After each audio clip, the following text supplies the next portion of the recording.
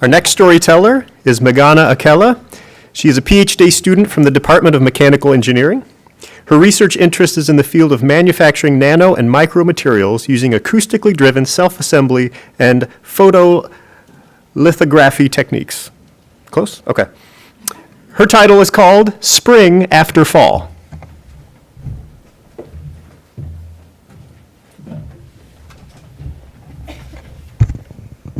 Thank you. Thank you for the introduction. And before I start, this is going to be a pretty depressing story, so please bear with me. I'm from India.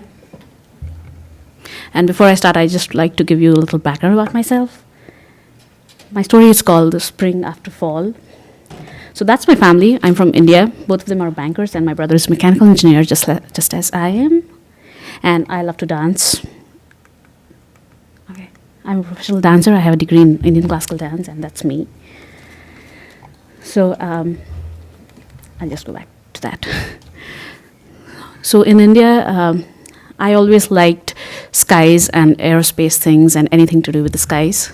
At 8 years old, I was a part of the Planetarium Kids Club, and I used to go and watch the surface of the moon and the Saturn rings, and obviously it made me choose mechanical engineering. I was very happy to do it, but a lot of people did not think so. Being a girl, people asked me, why wouldn't you take something like computer science? Why do you want to take mechanical engineering? And it took me about 2 years to convince people in my department and my faculty that I'm qualified enough to become a mechanical engineer. And eventually everything worked fine. I was always the topper. I always stood number one.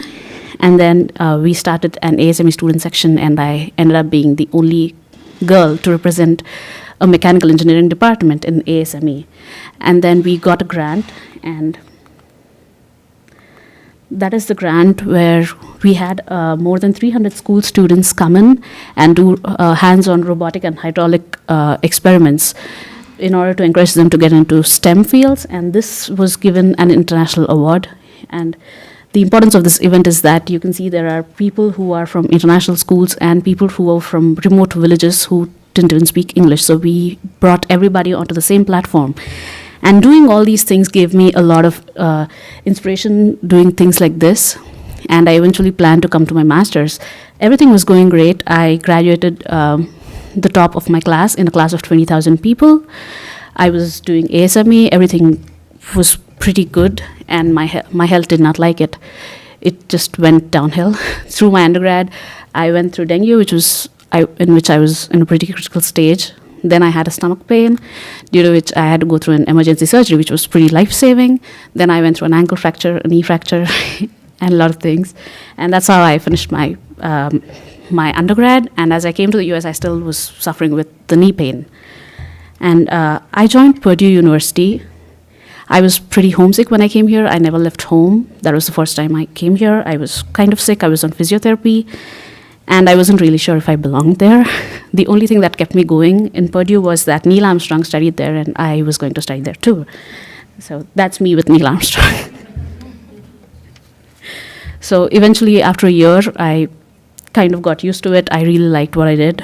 I wanted to do research, but I was pretty sure I wasn't smart enough. So when professors asked me to convert to a PhD, I didn't give the okay. I still wanted to be a master's student. So I found a professor finally after 6 months who would let me in as master's thesis student. He was extremely supportive. I would just tinker around. He gave me, because I started my research in my second year, he gave me 1 year to come up with a problem statement, do my experiments, and then graduate.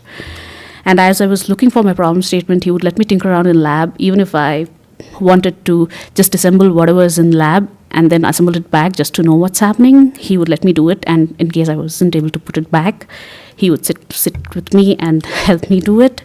So everything was going great. Within 6 months, I had my first experiment, I had my problem statement, and I finished my first experiment, which was a huge success.